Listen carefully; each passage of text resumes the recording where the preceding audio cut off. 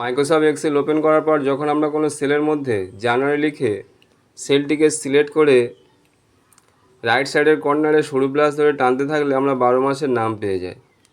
তেমনি সেলের মধ্যে সানডে লিখে সেলটি সিলেক্ট করে নেওয়ার পর রাইট সাইডের কর্নারে সরু প্লাস ধরে টানলে আমরা 7টি বারের নাম পাই।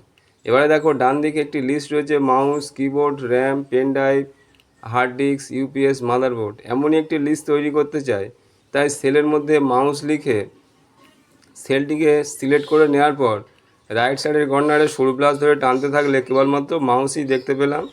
দেখো এমনই কাস্টম লিস্ট তৈরি করতে হলে কিবোর্ড থেকে অল্ট, এফ এবং ট্রি কি প্রেস করতে হবে। এরপর বাম দিকে অ্যাডভান্সে ক্লিক করতে হবে এবং ডান দিকে ভার্টিক্যালি স্ক্রল বার ধরে নিচের দিকে নামতে হবে। এরপর দেখো এডিট কাস্টম লিস্টে ক্লিক করতে হবে।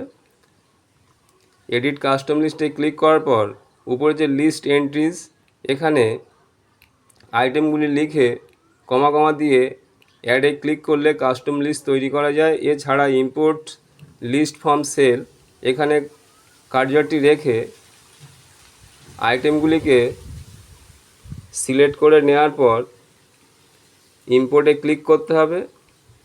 এরপর ওকেতে ক্লিক করতে হবে, পুনরায় ওকেতে ক্লিক করতে হবে।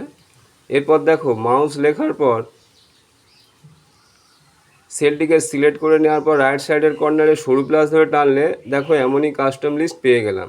এছাড়াও যে কোনো নামের কাস্টম লিস্ট তৈরি করা যায়। ভিডিওটি ভালো লাগলে একটা লাইক করবেন আর এমনই গুরুত্বপূর্ণ ভিডিও দেখার জন্য চ্যানেলটিকে সাবস্ক্রাইব করে রাখবেন।